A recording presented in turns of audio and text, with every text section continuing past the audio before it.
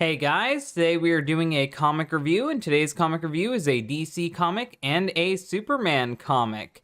Today we are going to be looking at a crossover promotional comic. For those of you guys who are kind of in the dark, for over a few decades now, DC and Marvel have done weird crossover promotional comics. They're usually handed out for free or handed out in some limited quantity. There has been the crossover comics with KFC. There's been the crossover comics with Subway. If anybody finds those, give me a link to that. I can't find any scans of them online. I'd love to read the Subway one in particular, but the one that I did find for free online is the Superman Airheads crossover. So let's see how they make Superman crossover with a disembodied airhead. And for those of you guys who don't realize this, at the time of this campaign, Airhead's mascot was meant to be the disembodied head of a child who ate airheads. When you ate airheads, your head would turn into a balloon and float away from your body. So I'm interested to see how a disembodied head of a child can do a crossover with Superman. Out of control. Nice try, Luthor, but this falling satellite has distraction written all over it. So we see that Superman is catching a LexCorp satellite that's heading toward the Earth. If I hadn't spotted it with my telescopic vision, it could have caused massive destruction, but only a remote control command could have altered its trajectory. And we see that Superman's dressed in the classic Superman outfit, the red tights, the blue with no fucking armor or anything. I really love this Superman outfit. This is my definitive Superman outfit.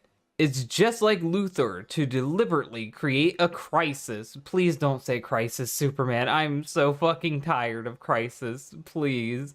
Especially to lure me out of Metropolis. Look, the sky is closing up.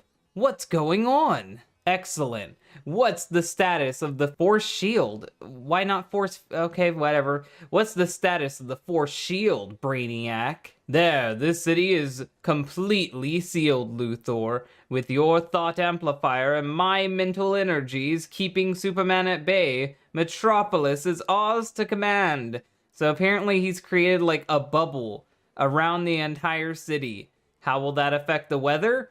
Who knows? Will people be able to breathe in said bubble? Who knows? Apparently keeping Superman out of the city is that big of a deal. And I don't know why comic books are obsessed with Lex Luthor and Brainiac teaming up. I mean, they're really similar characters when you think about it, and this incarnation of Brainiac is the bald-headed humanoid Brainiac. So he even kind of just looks like Lex Luthor. Is Brainiac just Luthor with powers sometimes? I've kind of thought about that for a few years. Ladies and gentlemen of Metropolis, please do not panic. I assure you that everything is under control. Classic Brainiac. There's no way to punch through one of his force shields, but I have to keep trying.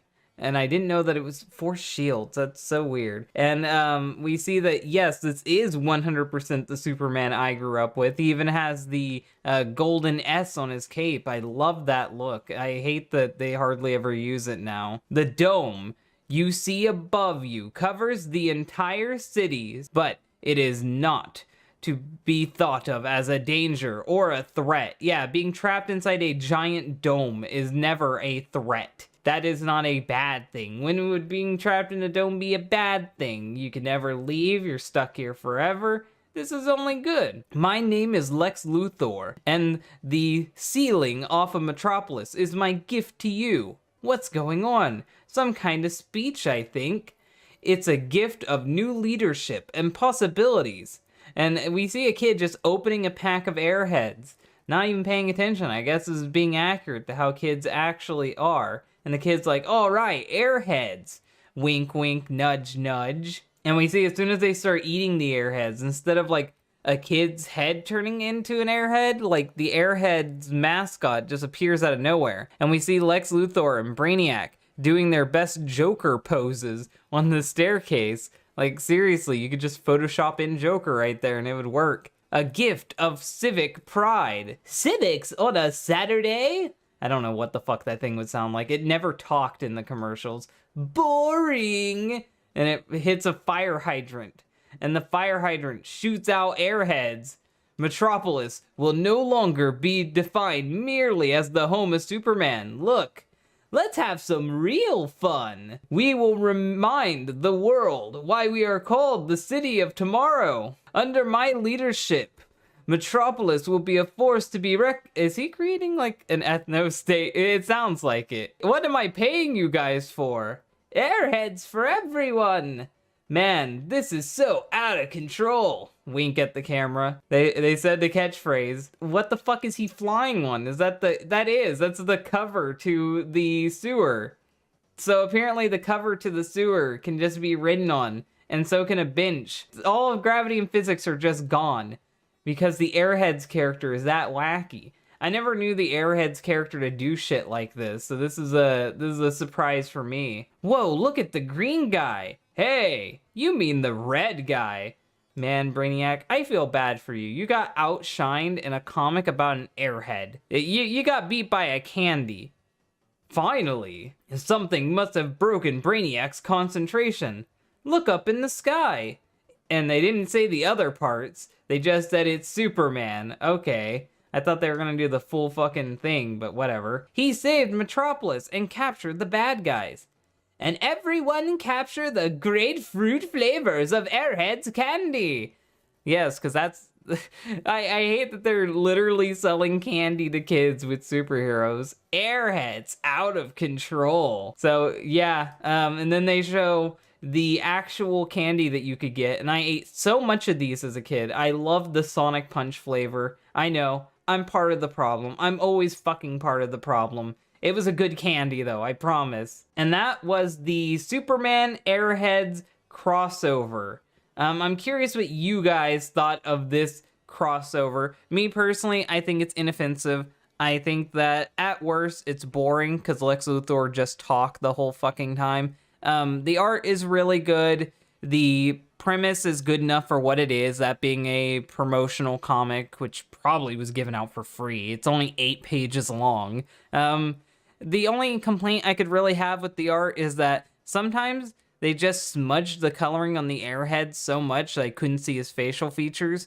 But other than that, it's fine. It's passable. It's exactly what you would expect for this. Hopefully you guys like this review, though. Thank you guys for watching, and bye.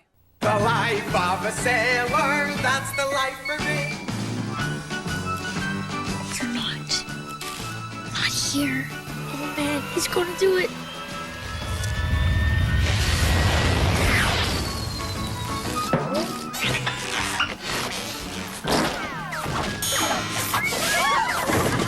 The life of the sailor, that's the life for me. Airheads, they're out of control.